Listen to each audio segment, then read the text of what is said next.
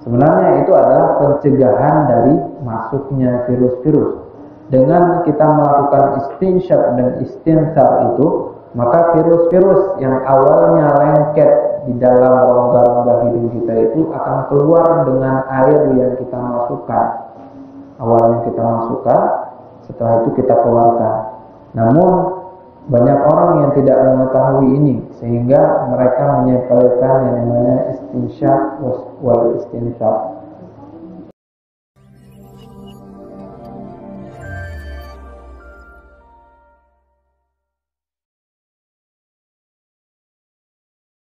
Pada malam hari ini kita akan membahas tentang fikih ibadah, yang salah satunya adalah tentang berwudu, taharah. Allah Subhanahu wa taala sudah berfirman dalam surat Al-Maidah ayat ke-6, A'udzubillahi minasyaitonir rajim. Bismillahirrahmanirrahim. Ya ayyuhalladzina amanu idza qumtum ilas salati faghsilu wujuhakum wa aydiyakum ilal marafiq wamsahu bi ru'usikum wa arjulakum ilal ka'bayn wa in kuntum junuban fattahharu wa in kuntum marda aw ala safarin aw jaa ahadun minkum minal gha'iti aw lamastumun nisaa falam tajidu ma'an fatayammamu sa'idan tayyiban famsahu biwujuhikum wa aydikum min ma yuridullahu liyaj'ala 'alaykum min harajin walakin yuridu liyutahhirakum wa liyutimma ni'matahu 'alaykum la'allakum tashkurun.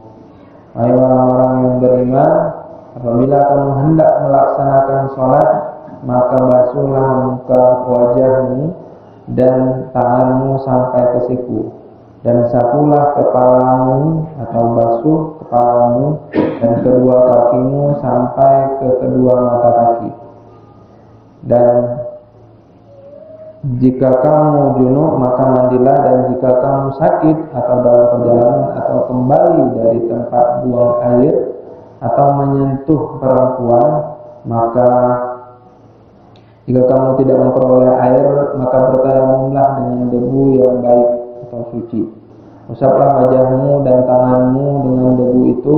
Allah tidak ingin menyulitkan kamu, tetapi Dia hendak membersihkan kamu dan menyempurnakan nikmat-Nya bagimu, agar kamu bersyukur.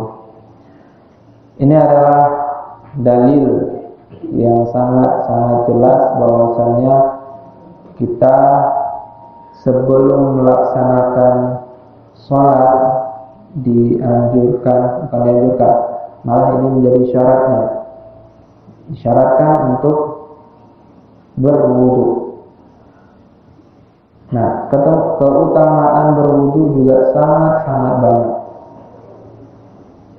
Sebenarnya saya ingin menekankan tentang kesalahan-kesalahan di dalam berwudu kita yang sering terjadi di masyarakat kita.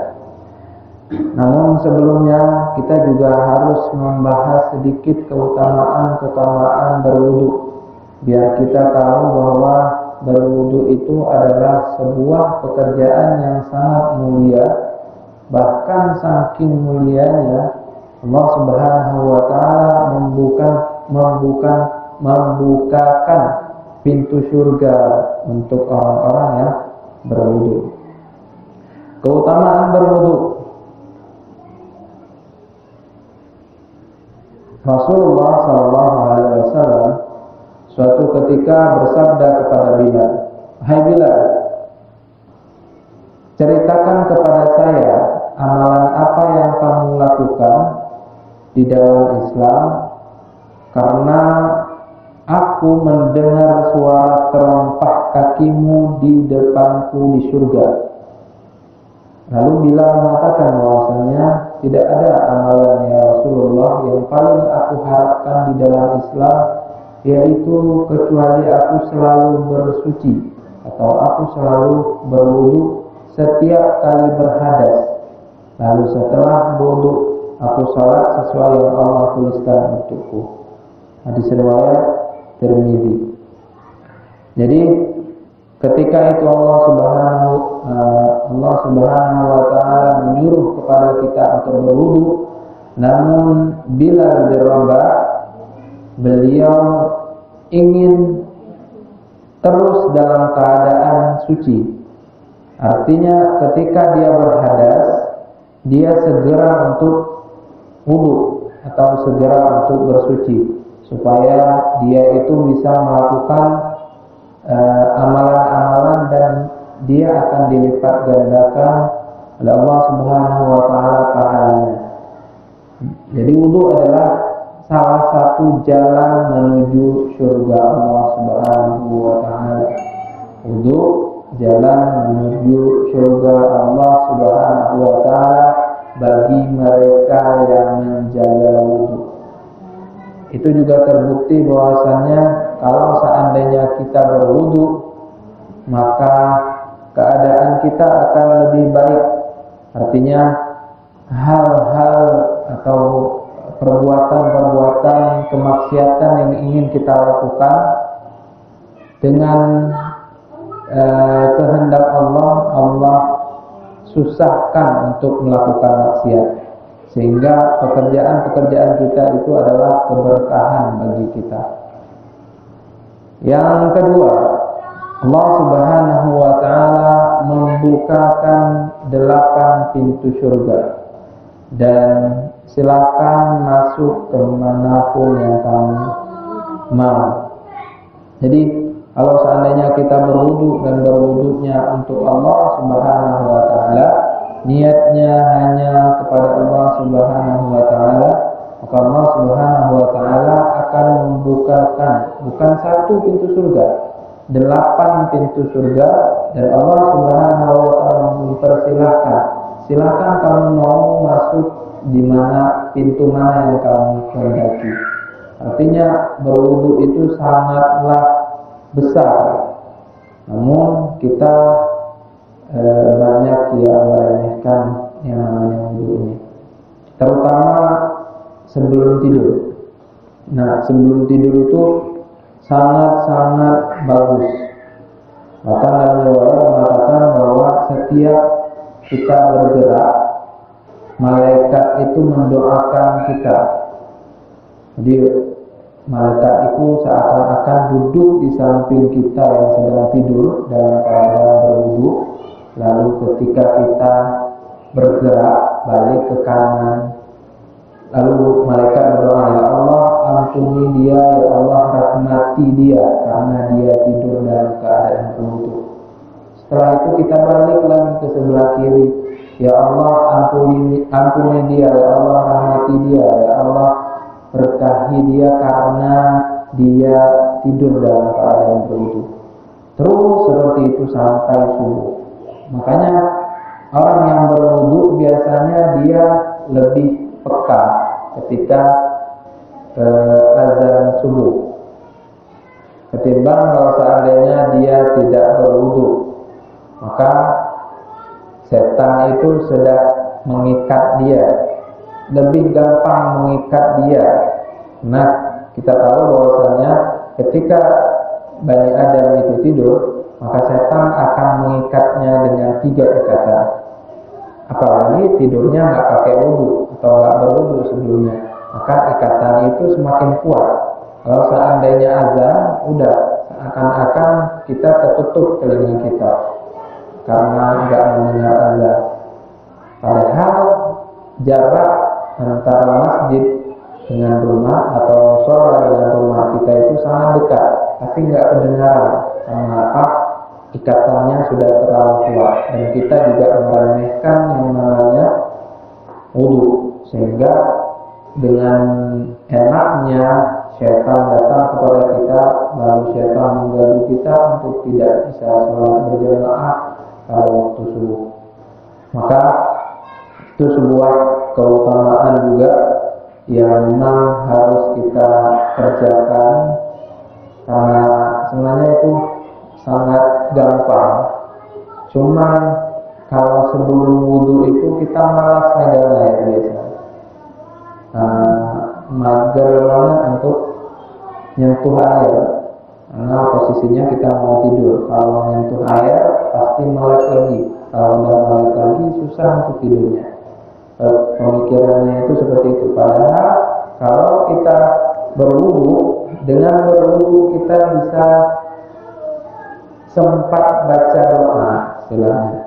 Kalau kita tidur di kasur nggak langsung ketiduran, jadi di kasur itu sempat kita baca zikir dulu, baca kursi dulu, baca doa tidur dulu dan lain sebagainya, bacaan-bacaan yang memang dianjurkan sebelum kita tidur. Tapi kalau seandainya kita tidak berwudu, pas jatuh ke kasur langsung kayak pohon kayu yang berkembang jatuh langsung, udah bangun-bangun, kecuali memang dibangunkan. Seperti itu. Jadi sangat besar keutamaan orang-orang yang berwudu sebelum tidur. Lalu setelahnya hadis yang bahwasannya Rasulullah SAW rindu akan umatnya. Di suatu ketika Rasul mengatakan bahwasannya Rasulullah SAW rindu kepada umat ikhwani. Siapa ikhwani? Alasna ikhwan ya Rasulullah, bukankah kami ini adalah saudaramu wahai Rasulullah? Tidak, kata Rasulullah. Bal antum ashabi, akan tetapi kalian itu adalah lebih bisa kita katakan sahabat saya. Ikhwani umulladina, orang-orang atau saudara-saudaraku ini adalah mereka yang hidup setelahku dan mereka beriman kepadaku. Nah, ketika itu Rasulullah SAW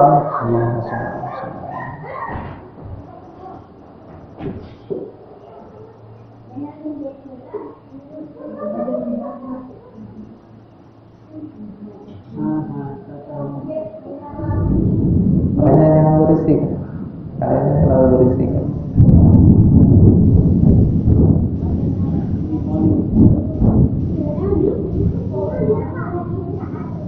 Baik, kita lanjutkan. Jadi ketika hari kiamat itu, gimana Rasulullah SAW tahu bahwasannya mereka itu adalah umat Nabi Muhammad SAW? Yaitu dengan cara dari umatku akan keluar cahaya-cahaya yang terang. Dan cahaya itu tidak akan ada pada umat selain Nabi Muhammad SAW. Makanya dari itu terutama cahayanya keluar dari tempat wudhu mereka atau di mana mereka berwudhu, di tangan, di muka, itu berarti akan keluar cahaya di situ. Tapi kalau seandainya kita wudhunya salah-salah juga masih salah-salah, itu juga dipertanyakan. Makanya nanti di sesi setelahnya kita akan membahas kesalahan masyarakat yang biasa kita lakukan pada hal berwudhu. Insyaallah di kesempatan kali ini. Selanjutnya, keutamaan berwudhu selanjutnya adalah ketika kita berwudhu maka berjatuhanlah dosa kita bersamaan dengan tetesan-tetesan wudhu kita. Jadi kalau seandainya kita wudhu dengan berwudhu, tetesan-tetesan yang turun atau jatuh dari anggota tubuh kita itu adalah menggugurkan dosa-dosa kita, seperti halnya daun yang gugur dari pohonnya. Jadi jangan takut untuk berwudu, karena sebenarnya kita takut berwudu itu adalah waswas syaitan, itu adalah bisikan dari syaitan juga. Udah, ngapain berwudu, dingin banget ini, dan lain sebagainya, alasan-alasan yang memang supaya kita itu tidak mau berwudu. Selanjutnya, wudu adalah setengah keimanan. Kita tahu bahwasanya bersuci itu adalah setengah dari keimanan, dan wudu juga termasuk di dalamnya. At-tahuru syatrul iman. Tahur atau bersuci itu setengah daripada iman. Dan tahur di sini juga boleh dimasukkan ke dalam kategori wudu dan mandi dan lain sebagainya. Selanjutnya, keutamaan wudu selanjutnya adalah bisa menggugurkan dosa-dosa kecil kita.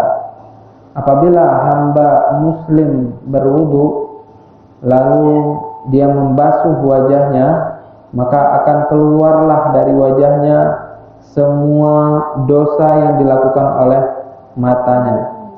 Bila dia mencuci tangan, maka akan keluar dari tangannya semua dosa-dosa yang dibuat oleh tangannya, bersamaan dengan tetesan-tetesan terakhir dari air yang digunakan mencuci tangan tersebut.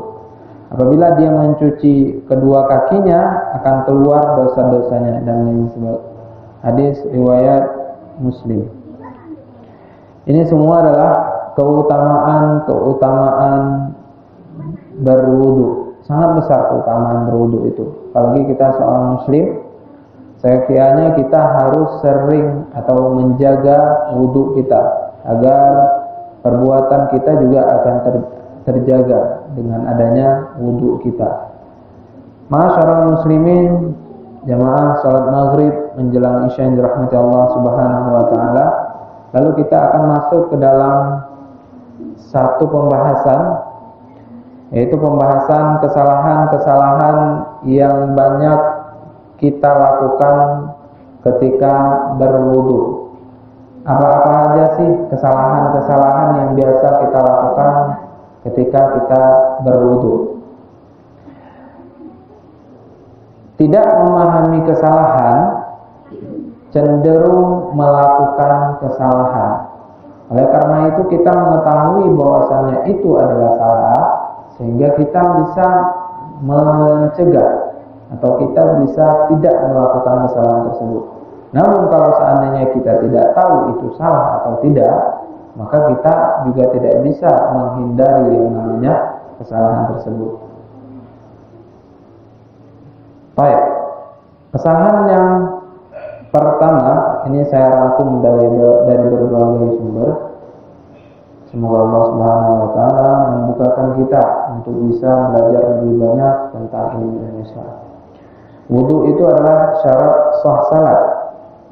Tapi sebenarnya dia bukan hanya syarat, tapi juga banyak manfaat-manfaat.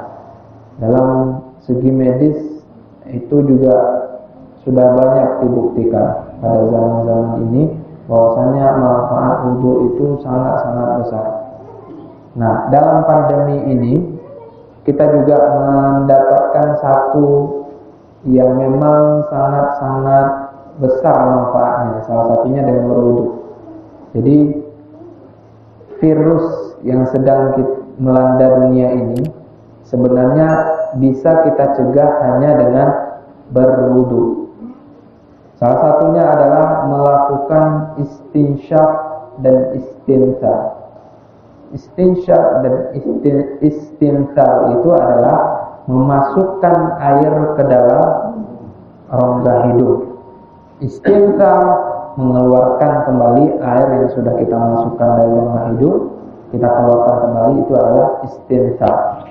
Sebenarnya itu adalah pencegahan dari masuknya virus-virus. Dengan kita melakukan istinsyak dan istinthar itu, maka virus-virus yang awalnya lengket di dalam rongga-rongga hidung kita itu akan keluar dengan air yang kita masukkan. Awalnya kita masukkan, setelah itu kita keluarkan. Namun banyak orang yang tidak mengetahui ini, sehingga mereka menyepelekan yang namanya istinsyak wal istinthar. Itu salah satu manfaat dalam segi medis. Sebenarnya ada banyak banget manfaat lain, namun kita tidak memfokuskan ke dalam itu. Kita pada malam hari ini memfokuskan ke dalam kesalahan-kesalahan yang banyak kita lakukan ketika berwudu. Yang pertama tadi adalah tidak melakukan istinsyak dan istinsyaq. Istinsyaq itu adalah memasukkan air ke dalam hidung. Istinsyaq itu adalah mengeluarkan air yang sudah kita masukkan ke rongga hidung itu kita keluarkan kembali. Itu namanya istinsyaq. Nah, sebenarnya setan itu dia nginap di rongga hidung kita. Makanya ketika kita bangun tidur dianjurkan untuk istinsyaq dan istinsyaq. Karena sebenarnya di dalam rongga-rongga hidung kita itu ada setan-setan yang sedang bersembunyi. Maka ketika kita istinsyaq dan istinsyaq, maka dengan sendirinya dia akan keluar dari air wudhu kita yang kita lakukan istinsyaq itu. Maka ketika itu kita istinsyaq dengan tangan kanan, istinsyaq dengan tangan kiri. Jangan kebalik, istinsyaq dengan tangan kiri, istinsyaq dengan kebalik. Jadi istinsyaq memasukkan air ke dalam hidung itu pakai tangan kanan. Kapan istinsyaq dan istinsyaq itu? Waktu kumur-kumur boleh sekalian dengan kita masukkan. Jadi kumur-kumur, sisa air kumur-kumur itu sisa air yang enggak masuk semua di dalam rongga mulut kita istinsyaqkan ke dalam hidung. Atau setelah kumur-kumur ambil air yang baru kita istinsyaq. Itu boleh juga. Kedua-duanya mau lakukan silakan. Terutama adalah kita harus beristinsyaq. Itu sangat-sangat besar, dan karena itulah kita setan itu tidak bisa hinggap di kita. Itu yang pertama.